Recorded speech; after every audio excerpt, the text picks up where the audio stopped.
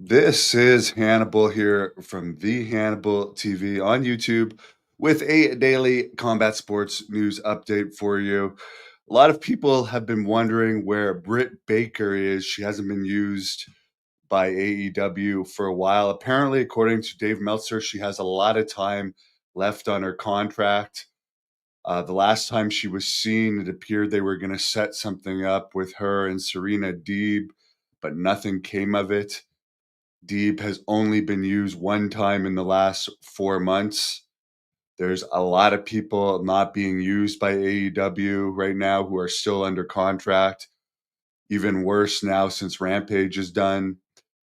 Apparently, Tony Khan does not like cutting people. And for all of the top people that are still under contract that are not being used, that is because the perception is they are leaving the company. And when Tony Khan finds out that people are going to leave or not re-sign, he just doesn't use them. Not like WWE where they use Ricochet right up until the end, or TNA, for instance. Josh Alexander's contract just ran out. By the way, I did an interview with him recently. The link to that is in the description. I mean, they used him right up until the end. TNA or AEW would rather just pay them huge money, sit at home, not put anyone over, not have the added star power on their shows where there's an extreme lack of star power. Hence the dwindling arena gates lately. A couple more examples of that from Meltzer's. Thunder Rosa has had 2 matches since August.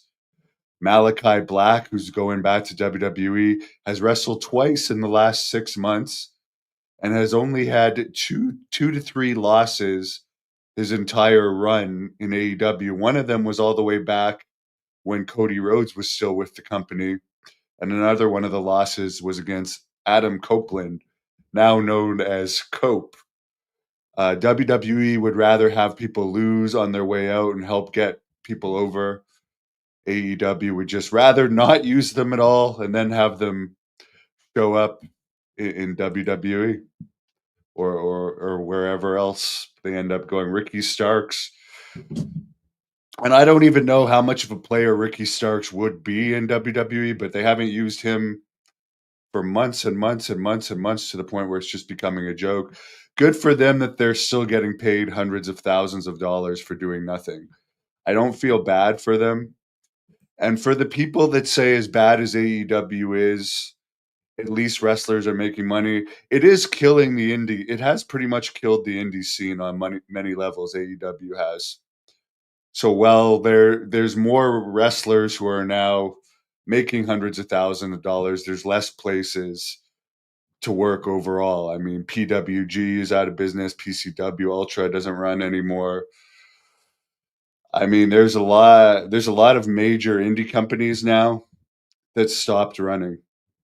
And part of it is because AEW puts so many people under contract and doesn't even use them and makes them all rich, so they don't even want to do indie shows, which is going to affect wrestling more and more as time goes on.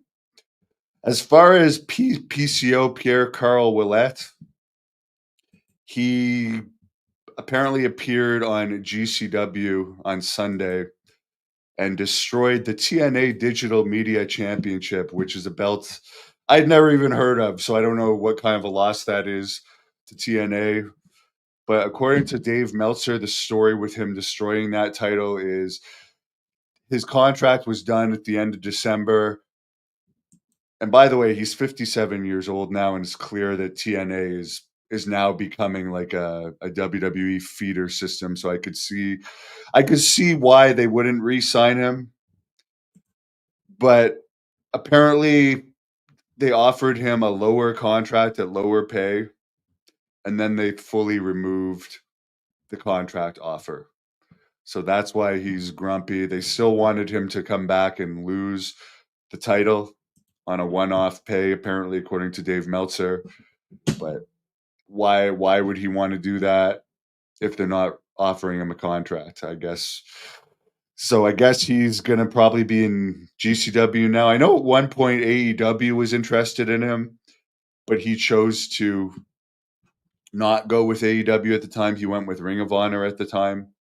which was still not owned by AEW, and I think that was a big mistake. He would have made a lot more in AEW, and now I'm not sure if AEW would hire him because they have an overabundance of talent. The other thing with PCO and TNA is now they're working directly with NXT. They're probably getting a lot of these NXT wrestlers for free, I would imagine, with whatever deal they have. So to me, it'd be better to use free wrestlers and have to pay wrestlers. But Shawn Michaels runs NXT, and Shawn Michaels has a long history of heat with PCO. I mean, look up his shoot interviews with me to see that. And I like PCO. I've had some of my best matches with him. He's a great wrestler, one of the toughest people in wrestling. And I hope that something good comes out of this for him. Tessa Blanchard is the new TNA Women's Champion. They also made Joe Henry on this TNA, which by the way, I forgot to mention this. PCO did make a comment about his problems with TNA. He claimed it was better when Scott D'Amore was running it. It was horrible when Scott D'Amore was running it. From a fan standpoint, they just had 4,000 fans at their show last Sunday. When did Scott D'Amore ever get 4,000 fans?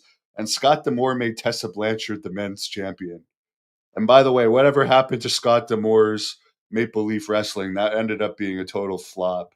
So D'Amore may have liked you, PCO, but he was an embarrassment to wrestling, some of the stuff that he did. Then not only did he make Tessa the men's champion, but he let her leave with the championship without losing it.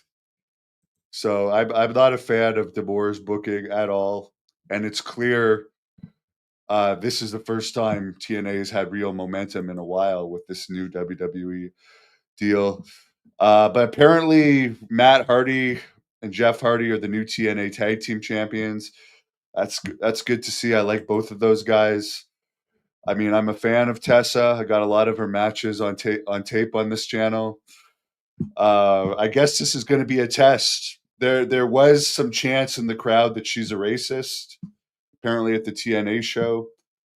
But over time, it'll be interesting to see if those chants fade away, because she is one of the most talented women's wrestlers out there. And whatever heat she had with allegedly calling, I think it was La Rosa Negra, the N-word, they did settle that heat.